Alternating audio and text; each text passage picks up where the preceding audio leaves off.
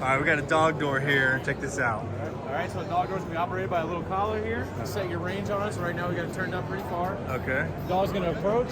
It's gonna open the door automatically. We're gonna go through. And when it closes, it's gonna deadbolt lock.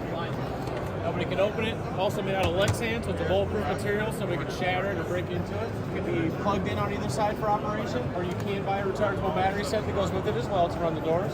This is our large model for dogs up to 110 pounds. We have a medium one that's for dogs up to 30 pounds. Everything is surface mounted, so this is all going to be on the inside of your house. Okay, so that could be on like new construction or on a door. Yes. Just like that. So right out of the box, it's going to be ready to be installed into a door. If you would like to go through a wall, we have the wall tunnel kits that are telescoping, so you can actually go through concrete, stone, brick, anything like that as well. But basically, for installation, all you're going to be cutting is your 12 by 16 hole, putting in your mounting screws on the side, and then for a nice finish on the outside, you're going to be adding your frame on the outside.